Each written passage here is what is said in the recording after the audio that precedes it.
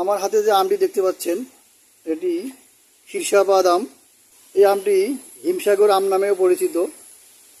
এটি একটি জিআই পণ্য। সমস্যা হচ্ছে আমটি যদি পরিপূর্ণভাবে মেচুর না হয় তাহলে এই আম একটু টক টক লাগে। এখন আপনি কেমন করে বুঝবেন যে এই আমটার মেচুরিটি চলে আসছে, আমটি পরিপক্ক হয়েছে? দর্শক, আপনি যখন দেখবেন যে আমের ত্বক ফেটে ফেটে গেছে তখনই আপনি বুঝতে পারবেন যে এই আমটা পরিপক্ক হয়েছে।